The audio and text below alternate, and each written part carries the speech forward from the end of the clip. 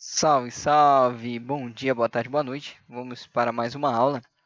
Hoje, seguindo aí a linha das aulas que a gente vem trabalhando, vamos começar a trabalhar a chamada Primavera dos Povos e a crise do Antigo Regime. Na verdade, não seria bem a crise do Antigo Regime. Vocês vão ver que o Antigo Regime não se vai pacificamente, tá? Mas antes de ir para a nossa aula de fato, que é um conteúdo muito importante para entender o mundo pós-antigo regime, certo? A transformação desse mundo do antigo regime vai se passar após essa chamada Primavera dos Povos, tá? Então, algumas considerações, eu sempre trago algumas considerações antes de iniciar a aula. É uma aula que é importantíssima, é um divisor de águas no mundo, tá? Na Europa, mas a Europa é tida como o centro do mundo, né? As ideias fluíam de lá, né? A unidade do pensamento fluía de lá. Então, é importantíssimo entender isso. Contudo, essa é uma aula que demanda alguns conhecimentos que já foram trabalhados, principalmente a Revolução Francesa. Então, aqui vamos fazer um checklist, tá, meu caro aluno? Se você chegou até essa aula, é necessário que você tenha alguns conteúdos prévios de aulas que já tivemos aqui, certo? Então, vamos lá. Quais conteúdos são necessários que você tenha para entender com perfeição o que vai ser passado, o que se passa nessa aula, o que acontece, na verdade, nesse período, não necessariamente a aula, mas o período, é preciso que você tenha alguns conhecimentos. Primeiro, o absolutismo, tá? O antigo regime, o ancient regime. É necessário que você entenda, a gente já trabalhou profundamente o antigo regime, certo? Os valores, os pensamentos, as justificativas, como ele se construiu, por que se construiu, tá? Tudo isso a gente já trabalhou e é necessário que você tenha esse conhecimento, certo? Segundo, tá? É a Revolução Francesa e a Era Napoleônica. São desdobramentos importantes e estão ligados intimamente, a Revolução Francesa e a Era Napoleônica, principalmente, são intimamente ligados aos acontecimentos que vão levar à crise do Antigo Regime, certo? Então, se você está com alguma dúvida nesses conteúdos, procure assistir às nossas aulas anteriores, ler alguns resumos, né, que a gente sempre traz esses resumos, ou mesmo manda sua dúvida para mim, que eu estou à disposição para te ajudar a estudar sobre esse período, tá? Fazer os exercícios, tudo isso é importante, certo? Com isso em mente, vamos aí ao que foi a Primavera dos Povos. Eu vou dar até um resumo desses assuntos que eu já citei, mas é importante que você já tenha um conhecimento prévio deles, certo?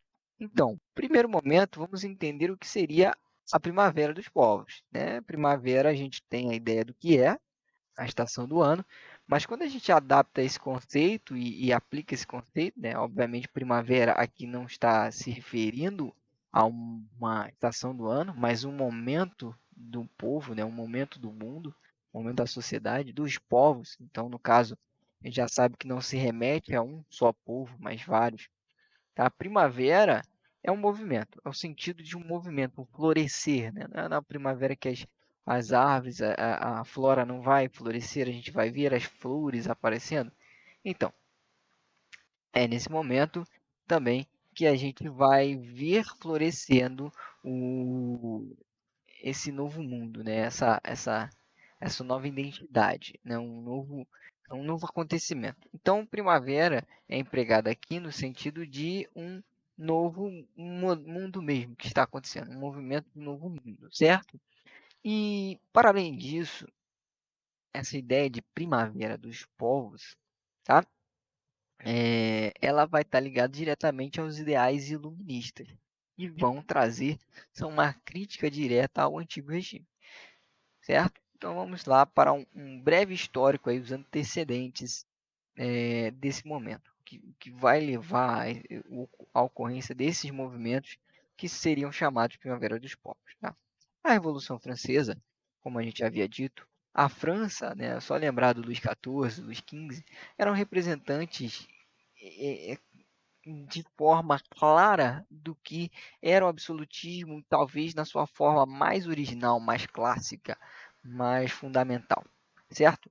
Então, a França, que representava, de certa forma, também esse absolutismo e, portanto, o antigo regime, ela também vai ser o palco do acontecimento da contundente revolução chamada Revolução Francesa. Uma revolução de caráter liberal, de influência iluminista, dos ideais iluministas, que defrontam-se diretamente e confrontam-se com o que é o antigo regime. Eles tentam primeiramente conciliar isso, a gente vê que a Revolução Francesa é um período muito conturbado, um momento de terror, a guilhotina, pessoas morrendo diariamente por convulsões sociais e luta por ideais e melhores condições de vida, ou enfim, é um momento de muita conturbação. Mas é claro que há esses ideais. Você tem, no primeiro momento, a tentativa de manter a autoridade do rei, mas manter uma convenção, né, meio que uma estrutura de parlamentar, mas acaba que isso termina. A gente tem a República Jacobina, a ditadura de Robespierre, certo? E tudo isso vai levar a França a um cenário de muito caos, né? Um cenário de muita conturbação. Isso tudo vai acabar, né? A gente vai ver lá no 18 de Brumário, num golpe, né, meio que uma aliança ali dos girondinos que leva Napoleão, cônsul de muito prestígio durante esses anos revolucionários, à liderança francesa. E com isso ele vai trazer avanços sociais, vai trazer um código civil. Inclusive, Napoleão vai dizer: mais importante que minhas vitórias militares é o meu código civil, que de fato é uma revolução também no sentido da sociedade civil em si, certo? Vai trazer grandes direitos para essa sociedade francesa, certo?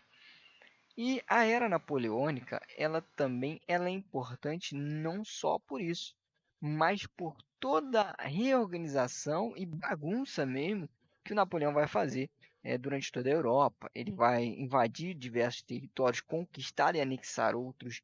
Tá? A exemplo da Espanha, em que a Espanha abre os portões e ele derruba o rei espanhol, toma o trono espanhol, e tudo isso vai modificar a Europa como um todo, certo? Vale ressaltar que a luta de Napoleão não era apenas uma luta ideológica, também era trazido o viés ideológico de um novo regime, não mais o antigo regime, mas o regime revolucionário, o regime da República Francesa. E esses ideais, eles preocupam muito essas outras nações que são absolutistas, as clássicas nações absolutistas, as antigas, né, representantes do antigo regime. E por isso que muitas delas se levantarão contra Napoleão, né? A Prússia, a Áustria, a Rússia e a Inglaterra. Contudo, a Inglaterra, ela é um caso à parte, ela não se levanta contra a França por conta ideológica. Afinal, nós já vimos, meus caros alunos, que a Inglaterra já havia passado por um outro processo revolucionário, né, a Revolução Gloriosa, em que ela afrontou e derrubou alguns dos pilares do absolutismo, do antigo regime.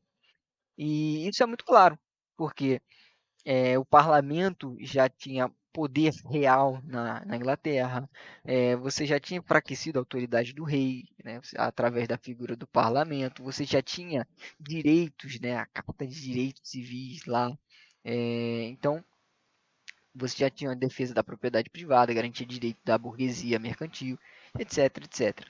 Mas, então por que entrar nessa guerra contra a França revolucionária? Por uma razão econômica, certo? A França tinha a maior população da Europa, a maior população camponesa, tinha um vasto território, tinha tudo que era necessário para se tornar uma grande potência econômica e rivalizar diretamente com a Inglaterra. Isso geraria problema, pois seria uma rivalidade tanto de mercado consumidor quanto de potência tecnológica e etc. Por isso, esse motivo levaria a Inglaterra também a lutar contra essa França revolucionária. Pois bem, Napoleão vai ser derrotado, né? A gente já sabe que ele vai ter uma grande derrota na Rússia para o frio russo, né? É, e depois ele vai ter uma outra derrota também na Batalha de Leipzig. Ah, após essa batalha, viria a rendição, né, do Napoleão. É uma rendição que é acordada através de um tratado chamado Tratado de Fontainebleau, tá, em 1815, onde Napoleão vai aceitar ser exilado na ilha de Elba.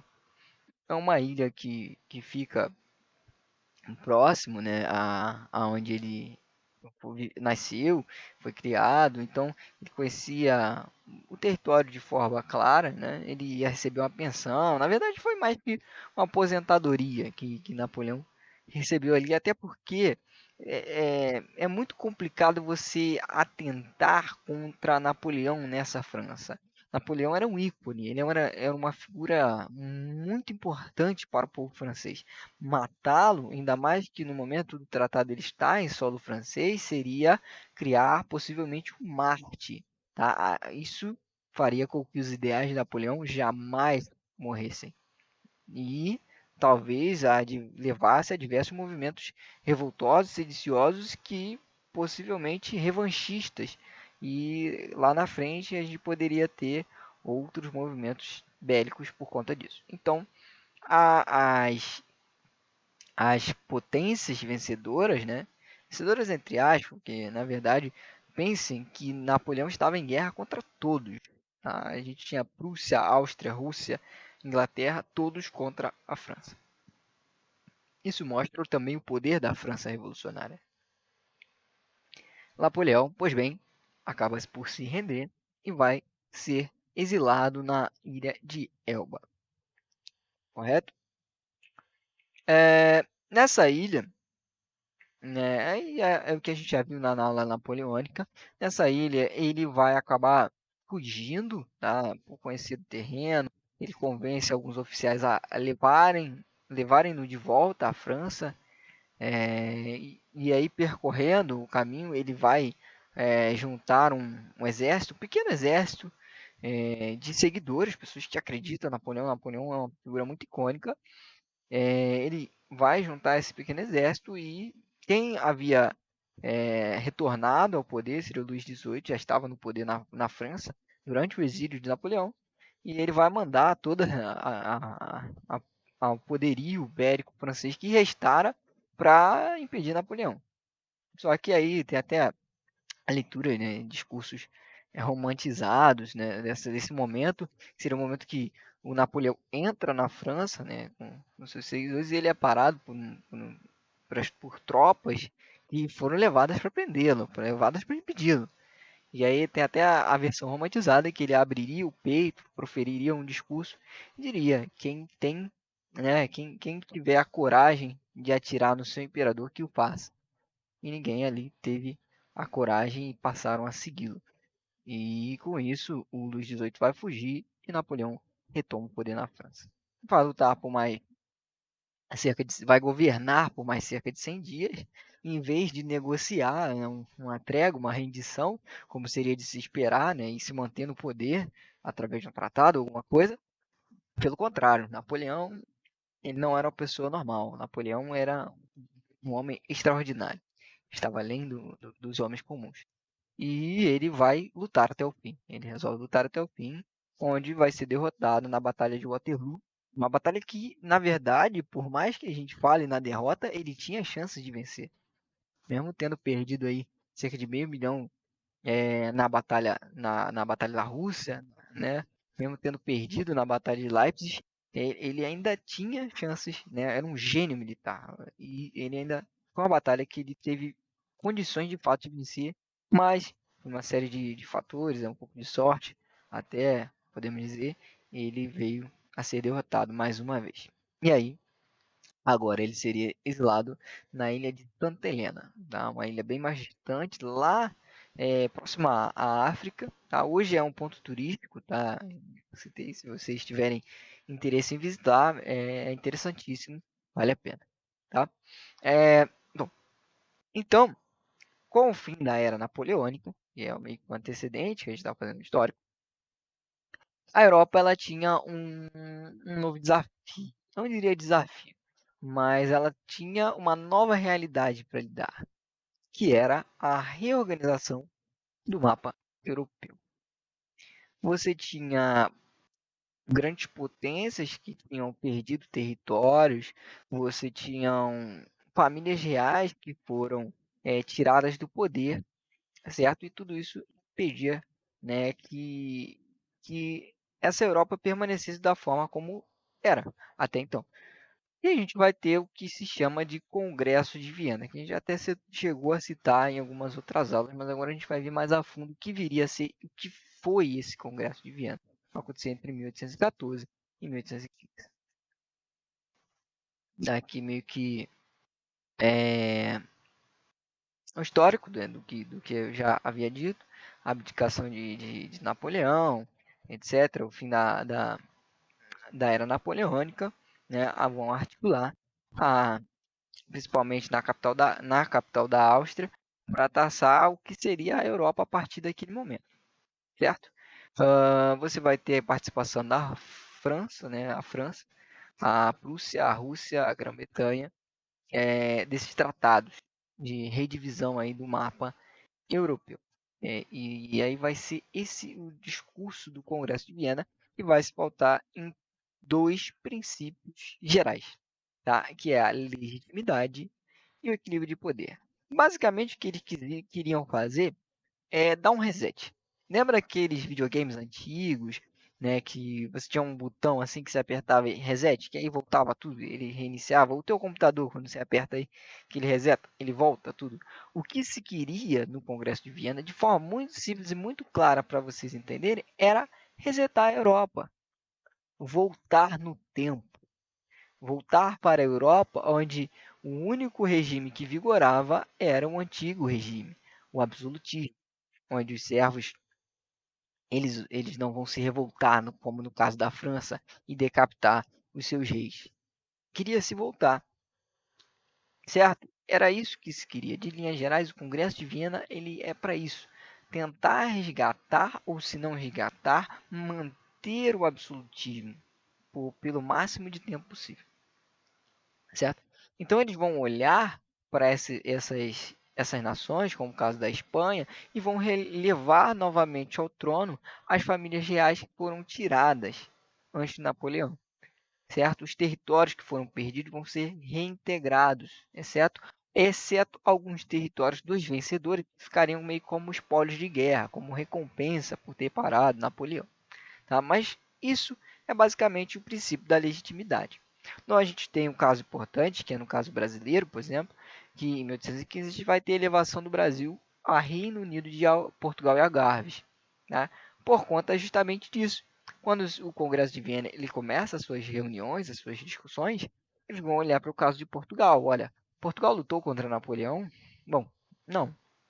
Dom João fugiu, apesar de Portugal foi invadido pela França, mas a família real fugiu.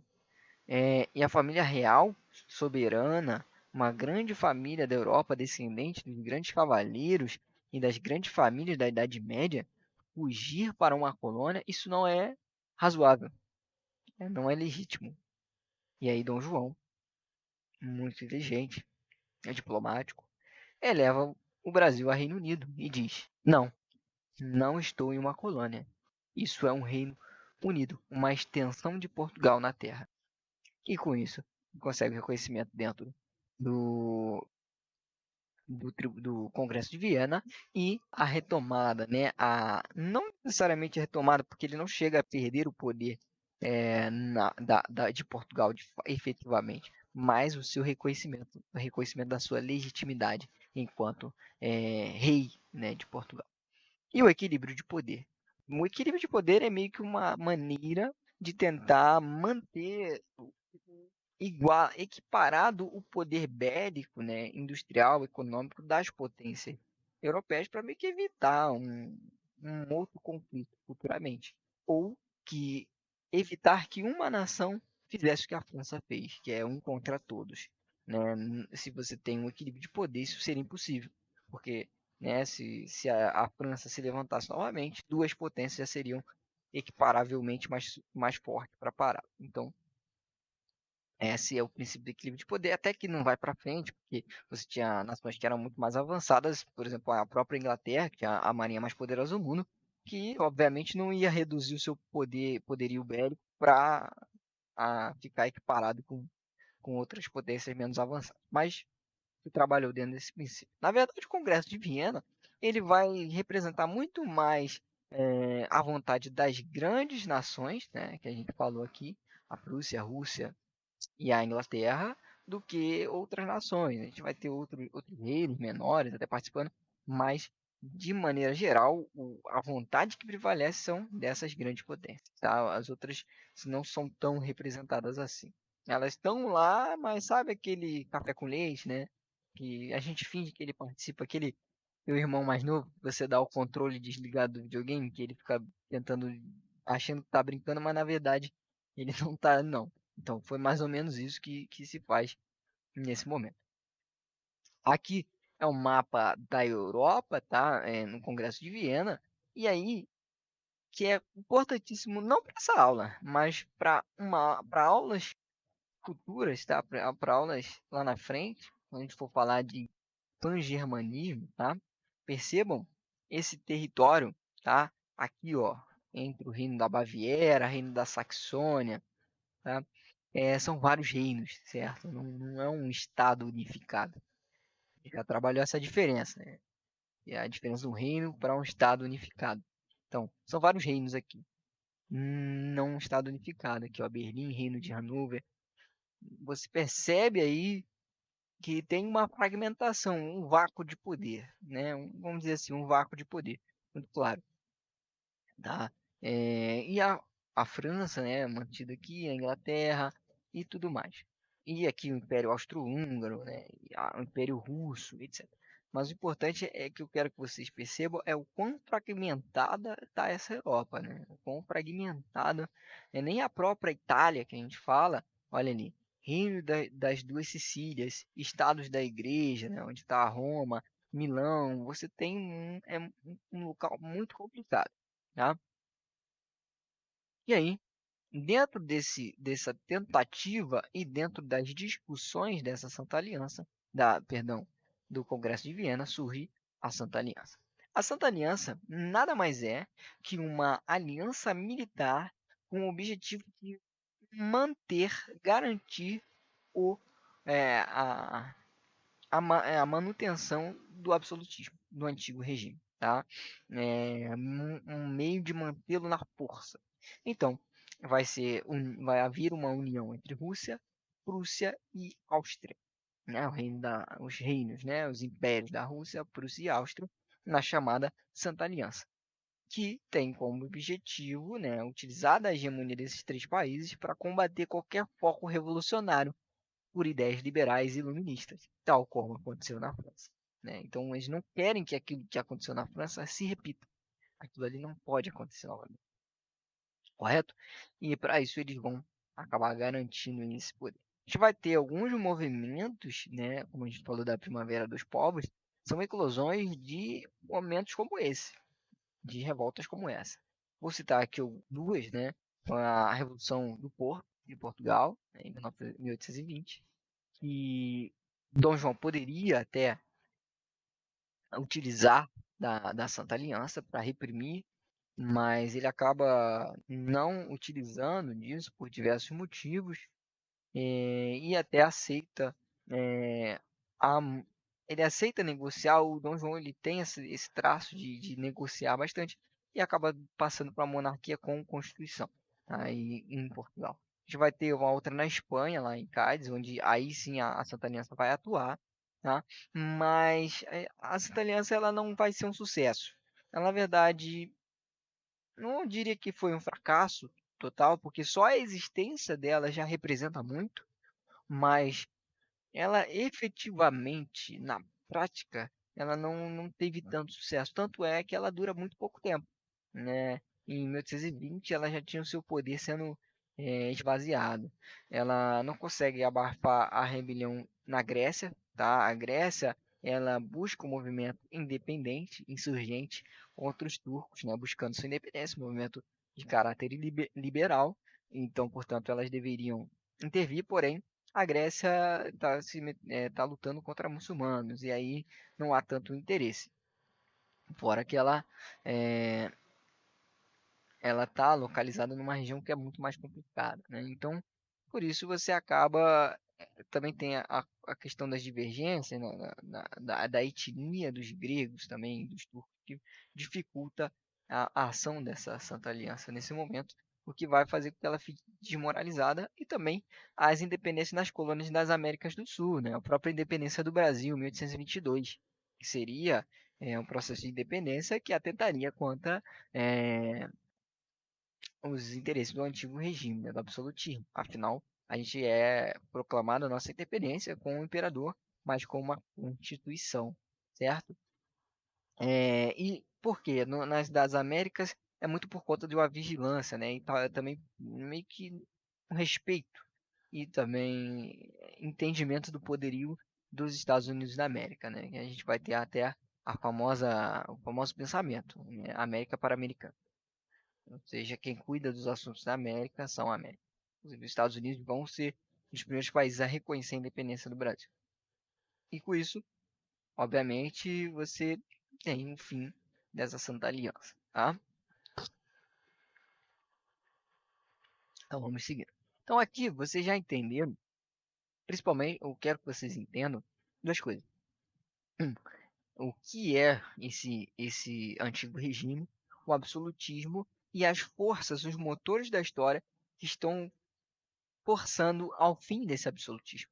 Mas esse absolutismo, como um momento de grande poder e com toda a sua força consolidada, ele está lutando contra esse motor. Ele está lutando contra essas mudanças, esses ventos de mudança que estão soprando na Europa. E com isso, né, voltando aqui para a França, para o caso francês, após a o Congresso de Viena é levado ao poder novamente na França, é restaurado o poder da dinastia do Luís, lembra do Luís XIV, Luís XV? Então, pois bem, Luís XVIII, ele estava vivo e com isso ele é restaurado ao poder. Ele vai ficar do poder de 1814 a 1821. Quando ele chega ao poder, ele, contudo, não opta por uma restauração muito radical da Prússia. Afinal, a França tinha experimentado momentos de muita conturbação. E é, ele muito inteligentemente vai fazer o seguinte: ele vai afastar o povo. De que forma? Ele cria duas câmaras, a Câmara dos Pares e a Câmara dos Deputados. A Câmara dos Pares são nobres escolhidos pelo próprio rei, pelo próprio Luís XVIII, e com isso ele representa a aristocracia, a nobreza, e a Câmara dos Deputados, que é através do voto censitário. Ou seja, voto censitário através da renda. Só quem tem dinheiro vai poder participar, quem tem dinheiro, a burguesia. Então ele consegue formar um governo elitista que vai contemplar não só os monárquicos ou a realeza, mas também a burguesia liberal mercantil. E quem não é representado, o povo.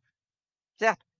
Causa algumas rivalidades, obviamente, mas ele consegue governar porque tem apoio da elite como um todo. Certo? Ele tem forças mais conservadoras que vão ser representadas principalmente por Carlos, que é o seu irmão, um parente dele, inclusive que está na linha de sucessão do trono. Que ele deseja, fala que esse retorno do rei, mas com essa estrutura de câmara, né, não é o ideal. O ideal é o antigo regime clássico, onde o rei manda e os outros obedecem.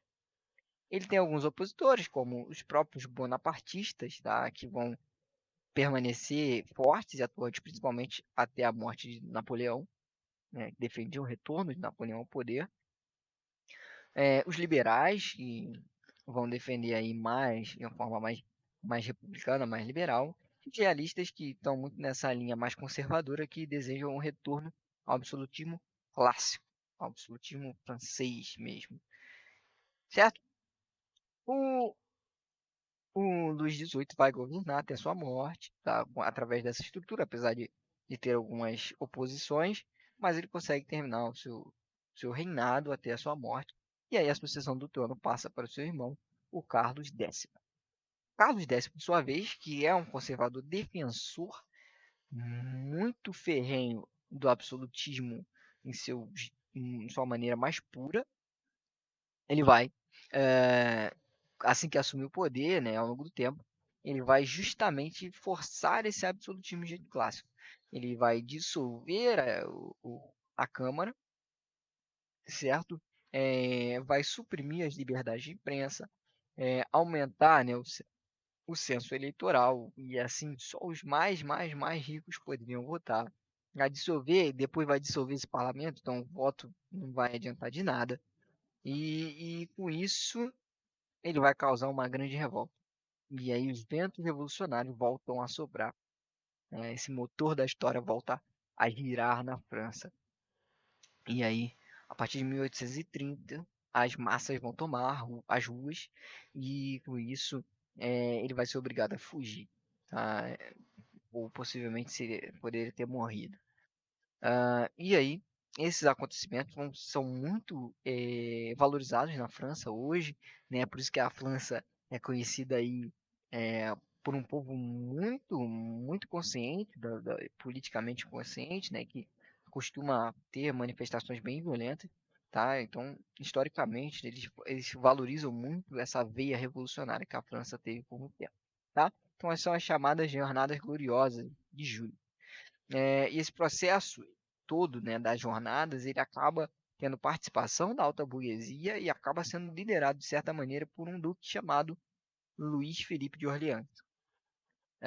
E ele vai defender principalmente os temas da Revolução Francesa, sintetizados no lema Liberdade, Igualdade e Fraternidade. Esse movimento vai depor o Carlos X e leva o Luís Felipe de Orleans ao trono, sob o nome, né,